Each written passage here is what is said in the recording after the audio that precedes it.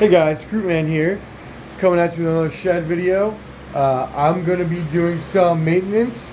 The first thing I'm going to be doing is I'm going to be swapping these GPUs around. I currently have too many on this one power supply, and I think it's giving me issues on Nexa as I have slowly ramped up the power. So I'm going to first be swapping these. Then I'm going to be taking my 3060s from this rig, this rig, and this rig, and I will be moving them to their own rig. And I am probably going to be swapping some of my cards around from this one, and this one, and I'm probably going to be getting these ready to sell. At least two of them, maybe not all, if not all three. So that's what we'll be doing tonight. So let me start with the 3070 rig. I'll be right back. The thing I'm going to do is I'm going to take this 3060 out here, and I'm going to swap it out for this 3060 Ti that I had to put on my bench. It was acting up in another rig, and it had no problems. So we're going to put this one back in. All the fans were shot, and I didn't feel like replacing them.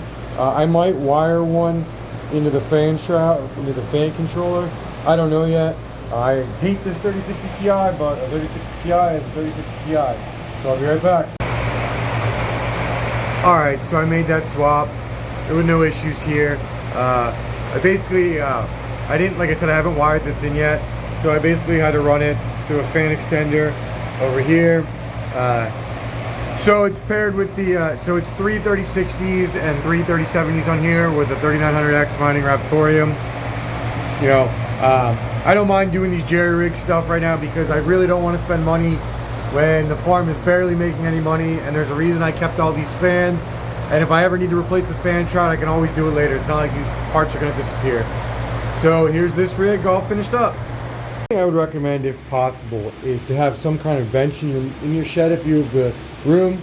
Now I'm lucky and I went for a bigger shed, so I have room for this little table. Now I might be putting another rack over here, so I don't know if I still have that room or not, but it makes it really easy just to do some work in here.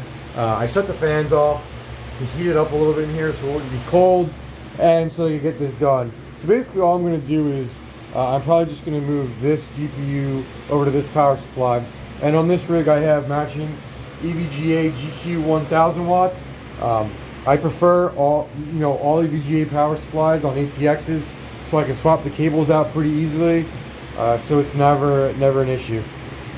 Alright, I'll be right back. Another good thing about using the same power supplies, you get a ton of extra cables. So I'm going to go dig through this and try to find me a Molex or a VGA, which I just found. So I'll be right back when this is done. Basically what I did was I moved this PCIe cable from this PSU to this one. I realized that I was connecting all of them on this side with PCIe and not Molex, which is what I normally do. So I split one of them with a spare splitter I had to free up a slot for this wire, and then I used Molex to connect it into here. Now, I like to use Molex because they don't take up a precious PCIe slot. You can use two GPUs per one Molex cable, as the riser will only draw up to a max of 75 watts. This was probably the most aggressive I've ever been on building a rig, so I'm changing that now. But anyway, when you're building the rig, there's two things in case we have anybody who's new. You never, ever, ever want to have a GPU and a riser on a separate power supply. You're just asking for damage. And you always want to check these things when you're doing maintenance. It's just silly not to check everything and to make sure it all works. So it's not the cleanest rig. There wasn't really any way to cable manage it in the back. But yeah, so this one is done. I'm going to test it and make sure it works, and we're going to move on to the next one. Alright, so we had a problem with this rig. Long story short, when I updated the new drivers for the new Wild rig, it was pulling too much power, causing one of them to overload. I had to cut one 3070 from this rig, and I'm going to go ahead and move it. So over here, in my quest to move all my 3060s, we've got Old Faithful right here. It's really dusty, as I haven't had to turn this thing off for months I think this thing's went down look at this dust, 3 or 4 times in the last year. It's the best rig I have, so I'm kind of annoyed that I'm going to take it apart, but I have my reasons for it. So I'm going to take this Orphan 3070 and I'm going to put it with this one. 3060's over now.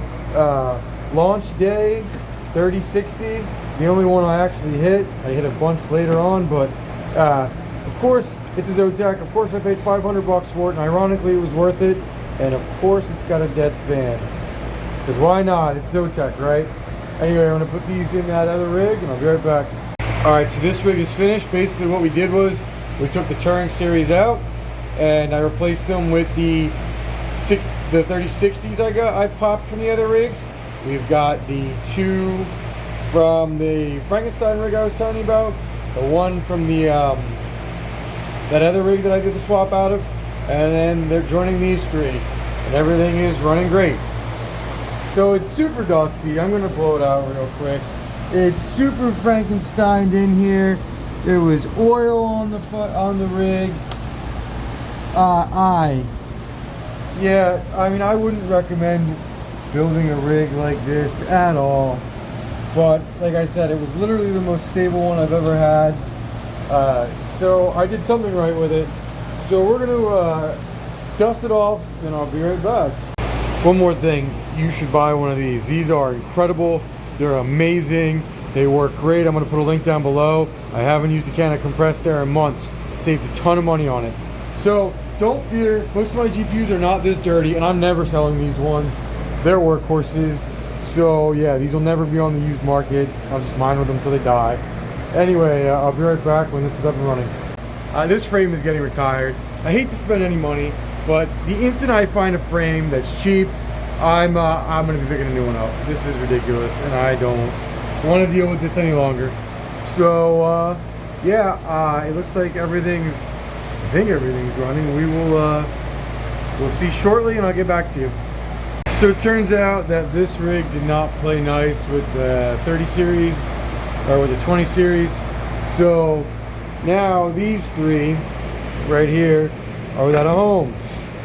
So I think I'll be making a video now. I'm going to toss these into test benches, and we're going to see what these things can mine efficiently these days, and if they're worth keeping on their own or just dumping.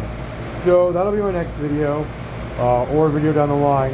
Anyway, this is what this Frankenstein rig looks like. It's gonna get fixed. I'm gonna get something. I can't do this. This is like kind of hurts my eyes after you see everything else the way it is. Everything's nice and organized. You know, and this rig's working just fine now.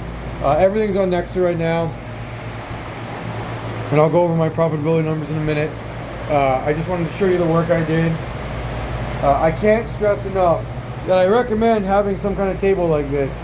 Move all your parts and have everything organized. I have all my EVGA cables and everything in there and in there. It really helps to have things organized. And honestly, try to have as few spare parts as you can.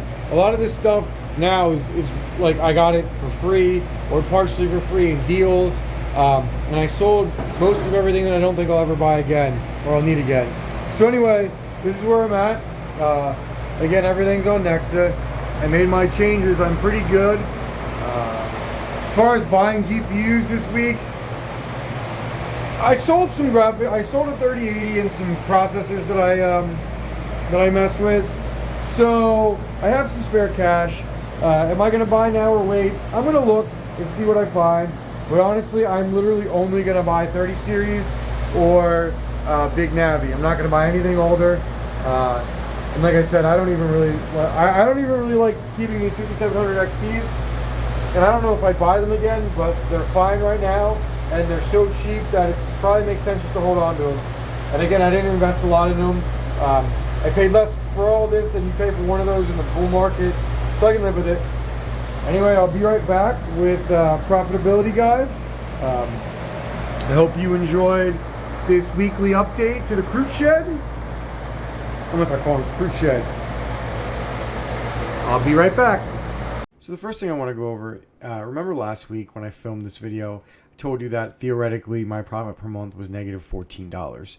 And that was assuming that the price was at about $4.04, which was double the week's before's price. Well, let's see where we're at this week.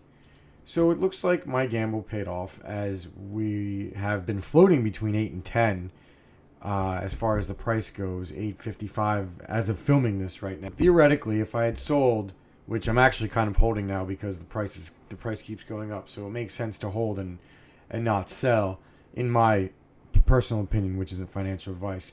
I've made double what I was predicted to make last week.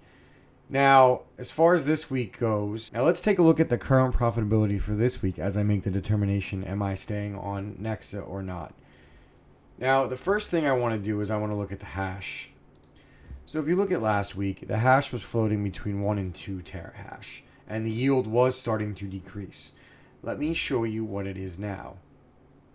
The current hash rate is 4.5 to 4. It's floating between 4 and 4.5 terahash, which means the yield is really starting to go down. So I'm going to be getting half of what I got last week, which was half of what I got the week. So with yield cut in half, we basically have to see if profitability will keep up with it. So that's the question. Sorry, we'll go up a 0 to 1.6. Well, I saw it go over 1 and it was pushing 11. It's since kind of gone down to earth a little bit. I guess the question is long term. If you think it's going to go up to 6, I say it would be worth mining still. I am going to be taking it day by day. I fully expect in the next week there could be some changes. I don't know. So as of now, I'm going to stay on it, banking on the price, making up for the abysmal yield. And I'm hoping that maybe some more efficient miners come out. Actually, as of recording this, I know BZ Miner's releasing their miner. I think it's actually just released, and the dev fee is less than the Wild Rig dev fee. So I probably will be switching to save 2% there. Every little bit helps. And since the profitability calculator on the Nexa Discord is actually not working, this is the best thing I have right now. Hashrate.no. The reason I really like the profitability for the Nexa one is it was able to tell you your projected yield as of the current difficulty, which was what I was tracking, and I don't have that. So this is the best we have right now, and it shows all the 30 series. Nexa is the most profitable coin to mine, and the price appreciation has been incredible. It's been doubling or more every week. So you know, a 3070 is still making you 27 cents at 11 cents kilowatt hour. Now let's change that to 12 cents and see what it does. Going back down to the 3070, it's 24 cents, so it's not a huge difference. Even things like the 2070 are profitable on Nexa right now, which is nice. I actually moved my Turing rigs to a test bench to start seeing what I want to do with them. I'm going to try to make a decision in the next week or two to see if I want to keep them or sell them. And seeing that at least the 2070 and the 2070 Super are profitable as of today, it certainly doesn't hurt. So anyway, that's what I'm doing this week. My plan currently is to stay with Nexa, but as of last week, I'm monitoring it day by day. The hash rate is going up. However, profitability is keeping up with it. It's kind of like classic ETH, which is kind of funny. How long will this last? I don't know, honestly. People have asked me what my thoughts are on Nexa, and I really don't have any other than as long as the price keeps up and the market cap isn't terrible, I'm going to keep mining it. So that's where I'm at. Thank you for taking the time to watch this video. I know your time is valuable. Please like and subscribe if you enjoyed this video and other content like this. I'll be posting another one of these videos next week. And if I have any big changes to the shed, I'll be posting those videos as well. Thank you for watching, and Croupman out.